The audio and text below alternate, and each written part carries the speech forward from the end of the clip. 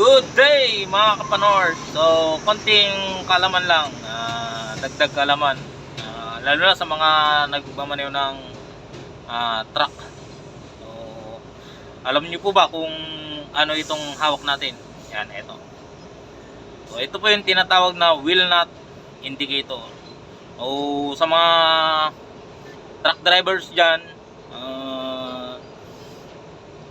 napakalaking tulong po ng ano na to, ng bagay na to, ng wheel nut indicator. So halimbawa nasa biyahe tayo, at syempre kung minsan ay hindi natin maiwasan, hindi kaya talagang SOP na natin yung mag 360. Halimbawa huminto tayo sa kalagitnaan ng biyahe, syempre kung minsan tayo ng 360 yan dyan, kakandak tayo ng 360.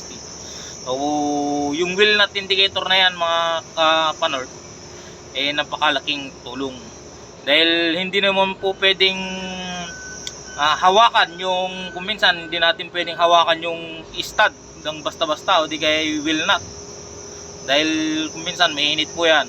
At syempre sa tulong ng wheel nut indicator, malalaman na natin kung yung ating stud bolt o di kay wheel nut ay lumuwag. So papakita ko po sa inyo yan. Ayan mga kapanord, so makikita nyo yung pagkakalagay ng wheel nut. O eto, halos parehas na nagtuturuan.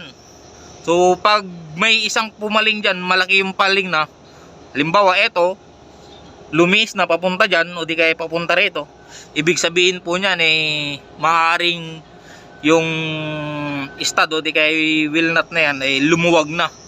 So napakadali, so visible lang siya, makikita mo na agad kung lumuwag o hindi.